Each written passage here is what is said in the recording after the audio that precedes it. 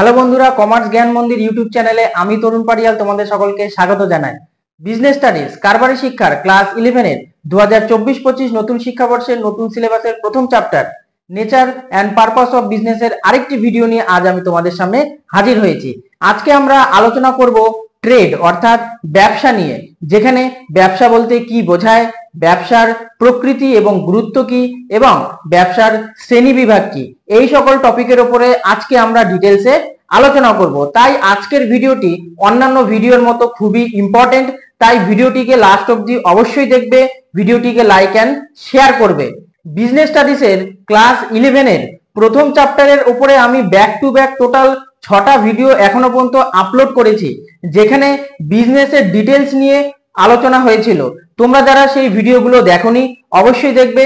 ভিডিওর প্লেলিস্ট আমি আজকের ভিডিওর আই বাটন এবং ডেসক্রিপশন বক্সে শেয়ার করে দিচ্ছি, সেখান থেকে তোমরা ডাউনলোড করতে পারবে। তাই প্রত্যেকটি ভিডিওকে তোমরা অবশ্যই লাইক অ্যান্ড শেয়ার করবে। তোমরা যারা চ্যানেলে নতুন অবশ্যই চ্যানেলটিকে সাবস্ক্রাইব করবে এবং পাশে থাকা অল নোটিফিকেশন বেল আইকনকে প্রেস করে দেবে সমস্ত নতুন ভিডিওর আপডেট পাওয়ার জন্য। আর অবশ্যই তোমরা কমেন্ট করবে, তোমাদের যদি কোনো ডাউট থাকে, কোনো কোয়ারিজ থাকে বা কোনো কোশ্চেন থাকে অবশ্যই সেটা কমেন্ট বক্সে উল্লেখ করবে। তাহলে চলো দেরি না করে শুরু করা যাক।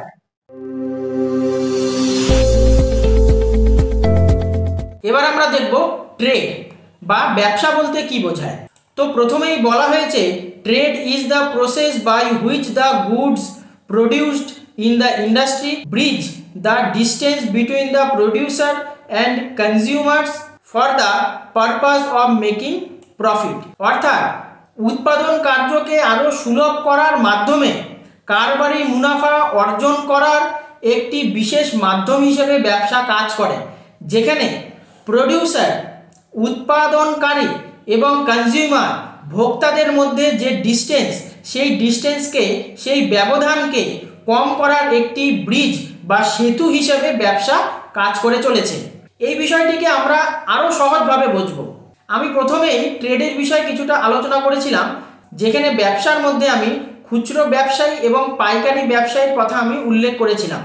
অর্থাৎ ইন্ডাস্ট্রিতে বা শিল্পতে বা একটি ফ্যাক্টরিতে যে সকল দ্রব্য সামগ্রীগুলো উৎপাদিত হচ্ছে, সেই দ্রব্য সামগ্রীগুলোকে বাজারজাতকরণ করার পূর্বে কাস্টমারের কাছে পৌঁছে দেওয়ার একটি সহজ মাধ্যম হিসেবে ট্রেড বা ব্যবসা কাজ করে চলেছে। যেমন আমরা আমাদের দৈনন্দিন জীবনের প্রয়োজনীয় দ্রব্য সামগ্রীগুলোকে পারচেস করার জন্য কোথায় যাই? বাজারেই যাই। আমাদের যে নিয়ারেস্ট যে বাজারগুলো রয়েছে সেখানেই যাই, বা কোনো রিটেল স্টোরে যাই। তো সেখান থেকে আমরা যে পারচেস করছি, তো তারা কিন্তু অন্য কোনো জায়গার থেকে বা কোম্পানির ডিরেক্ট স্টোর থেকে বা ডিস্ট্রিবিউটার বা ডিলার থেকে ডিরেক্ট পারচেস করছে। অর্থাৎ তারা পারচেস করছে এবং আমাদের কাছে বিক্রয় করছে, আমরা সেটাকে আবার পারচেস করছি। অর্থাৎ এই যে ক্রয় বিক্রয়, কেনা বেচা এবং আদান প্রদানের যে ব্যবধান, সেই ব্যবধানকে দূর করার একটি মাধ্যম হিসেবে ব্যবসা কাজ করে। এবার আমরা দেখব features and importance of trade, অর্থাৎ ব্যবসার কি কি বৈশিষ্ট্য এবং গুরুত্ব রয়েছে। তো প্রথমেই বলা হয়েছে ক্রিয়েট ইউটিলিটি, অর্থাৎ উপযোগ সৃষ্টি। আমরা যেমন বিজনেসের কনসেপ্টের ক্ষেত্রেই দেখেছিলাম, বিজনেসের বা কারবারের মূল উদ্দেশ্যই হলো উপযোগ সৃষ্টি করা, ঠিক তেমনি ট্রেড ব্যবসা যেহেতু বিজনেসেরই একটি পার্ট, তাই উপযোগ সৃষ্টি করাও ব্যবসার একটি মূল উদ্দেশ্য এবং গুরুত্ব। নেক্সট হলো communication between producer and consumer, অর্থাৎ উৎপাদনকারী এবং উপভোক্তার মধ্যে যোগাযোগ তৈরি করার যে মাধ্যম, সেই মাধ্যম হিসেবে ট্রেড বা ব্যবসা কাজ করে। নেক্সট হলো ট্রান্সফার অফ ওনারশিপ। ট্রেডের মাধ্যমে বা ব্যবসার মাধ্যমে ওনারশিপ বা মালিকানা ট্রান্সফার করা সম্ভব। অর্থাৎ একজন খুচরো ব্যবসায়ী বা একজন পাইকারি ব্যবসায়ী যে বস্তুটিকে পারচেস করছেন, তিনি আবার সেই বস্তুটিকেই আরেকজনের কাছে বিক্রি করে দিচ্ছেন, অর্থাৎ উপভোক্তার কাছে বিক্রি করে দিচ্ছেন।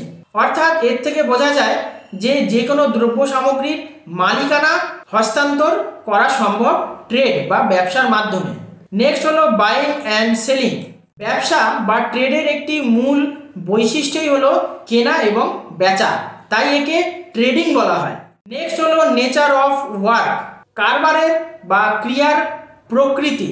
নেক্সট হলো লাইভলিহুড সিস্টেম, অর্থাৎ জীবনযাপনের একটি প্রক্রিয়া। যেহেতু বিজনেস হলো ইনকাম করার একটি মাধ্যম, তাই বিজনেসেরই একটি পার্ট হিসেবে ব্যবসাকেও আমরা ইনকাম করার একটি মাধ্যম হিসেবেই গণ্য করতে পারি। নেক্সট হলো ইনক্রিজ অফ ন্যাশনাল ওয়েলথ, অর্থাৎ জাতীয় সম্পত্তি বৃদ্ধি করা। একই রকমভাবে কারবারের ক্ষেত্রেও যা, শিল্পের ক্ষেত্রেও তা, বাণিজ্যের ক্ষেত্রেও তা, এবং ইভেন ব্যবসার ক্ষেত্রেও একই জিনিসই প্রযোজ্য হচ্ছে। এদের উন্নতির ফলে অবশ্যই দেশের সম্পত্তি বৃদ্ধি হবে, দেশের ইনকাম বৃদ্ধি হবে, রাজ্যের ইনকাম বৃদ্ধি হবে এবং জনগণের ইনকাম অবশ্যই বৃদ্ধি হবে। নেক্সট হলো এমপ্লয়মেন্ট, অর্থাৎ চাকরি বৃদ্ধি, চাকরির সুযোগ পাওয়া যায় ব্যবসার মাধ্যমেও।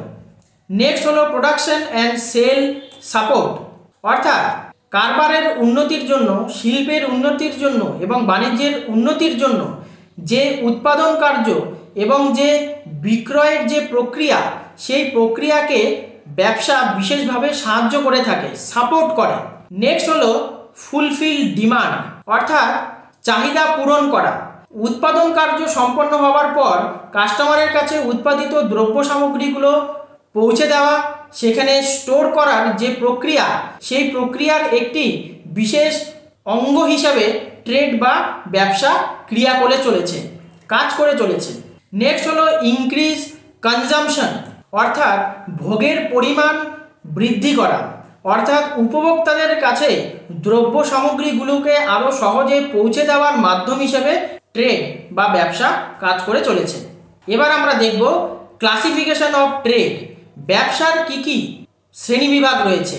মূলত ব্যবসার দুটি শ্রেণীবিভাগই রয়েছে, একটা হলো ইন্টারনাল ট্রেড আর আরেকটি হলো এক্সটার্নাল ট্রেড। ইন্টারনাল ট্রেড অর্থাৎ দেশের ভেতরে বাণিজ্য করা, ব্যবসা করা, আর এক্সটার্নাল ট্রেড অর্থাৎ দেশের বাইরে বা আন্তর্জাতিক স্তরে ব্যবসা করা। এবার ইন্টারনাল ট্রেডকে আবার দুটি ভাগে ভাগ করা হয়েছে, হোলসেল এবং রিটেল। আজকের সেশনে আমি বহুবার এই দুটো শব্দের প্রয়োগ করেছি। হোলসেল অর্থাৎ পাইকারি ব্যবসা এবং রিটেল অর্থাৎ খুচরো ব্যবসা। এবার এক্সটার্নাল ট্রেডের মধ্যে মেন হলো ইম্পোর্ট অর্থাৎ আমদানি করা, আর এক্সপোর্ট অর্থাৎ রপ্তানি করা, আর লাস্ট হলো রি এক্সপোর্ট, পুনরায় রপ্তানি করা। তো ইম্পোর্ট আমরা কিভাবে করি? আমাদের যে দ্রব্য সামগ্রীগুলো যেগুলো আমাদের দেশে উৎপাদন হয় না, সেই দ্রব্য সামগ্রীগুলো আমরা অন্য কোনো দেশ থেকে পারচেস করি, তাকেই বলা হয় ইম্পোর্ট। আর এক্সপোর্ট হলো আমাদের দেশে যে সকল দ্রব্য সামগ্রীগুলো উৎপাদন হচ্ছে, সেই দ্রব্য সামগ্রীগুলোর বৈদেশিক বাজারে বিক্রি করে যাতে অধিক বৈদেশিক মুদ্রা অর্জন করা যায়, সেই উদ্দেশ্যেই রপ্তানি করা হয়। আর লাস্ট হলো রি এক্সপোর্ট, পুনরায় রপ্তানি করা, অর্থাৎ এমন কিছু দ্রব্য সামগ্রী রয়েছে যেগুলো একবার রপ্তানি হওয়ার পরেও সেগুলিকে পুনরায় আবার রপ্তানি করা সম্ভব। এবার আমরা দেখব অক্সিলারিজ টু ট্রেড, খুবই ইম্পর্টেন্ট টপিক। ব্যবসার সহযোগকারী যে পরিষেবা, সেই পরিষেবার বিষয় আমরা এখানে এক এক করে আলোচনা করব। তো প্রথমেই বলা হয়েছে ট্রান্সপোর্টেশন, পরিবহন ব্যবস্থা বা যানবাহন।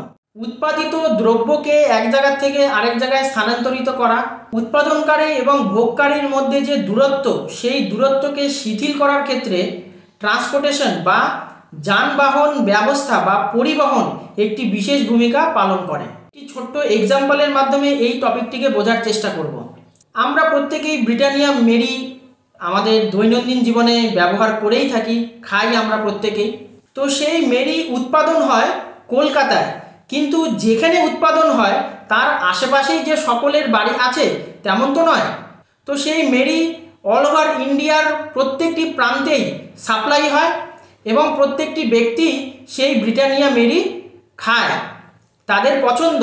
তাই সেই বিস্কিটটি কাস্টমারের কাছে, কনজিউমারের কাছে পৌঁছে দেওয়ার ক্ষেত্রে পরিবহন ব্যবস্থা একটি বিশেষ ভূমিকা পালন করে। নেক্সট হলো কমিউনিকেশন বা যোগাযোগ মাধ্যম। যেমন এক সময় চিঠির মাধ্যমে যোগাযোগ করা হতো, কিন্তু সময়ের পরিবর্তনের সাথে সাথে চলে এসেছে mobile, WhatsApp, internet, email, Gmail. তো এই ধরনের যোগাযোগের মাধ্যমে আমরা একে অপরের সাথে কন্ট্যাক্ট করতে পারি। এবার নেক্সট হলো ফাইন্যান্সিং অর্থাৎ অর্থ সংস্থান। কারবারই বলো, বাণিজ্যই বলো বা ব্যবসায়ী বলো, বা শিল্পই বলো, প্রত্যেকটি আর্থিক ক্রিয়ার উন্নতির জন্য অর্থের প্রয়োজন, ক্যাপিটালের প্রয়োজন। আমরা বিজনেসের সংজ্ঞার ক্ষেত্রে সেই বিষয়টি জেনেছিলাম। তো সেই ক্যাপিটাল বা সেই অর্থ আসে কোথার থেকে? আসে ব্যাংকের থেকে। কারবারের উন্নতির জন্য আমরা লোন নিই বা ঋণ নিই। তো সেখান থেকে যে অর্থ আসে সেই অর্থই কারবারের উন্নতির ক্ষেত্রে বিশেষ ভূমিকা পালন করে as a business capital. Next হলো ইন্স্যুরেন্স অর্থাৎ বীমা। এবার ইন্স্যুরেন্স বাণিজ্যের ক্ষেত্রে, ব্যবসার ক্ষেত্রে এবং কারবারের ক্ষেত্রে, ইভেন শিল্পের ক্ষেত্রেও বিশেষ ভূমিকা পালন করে।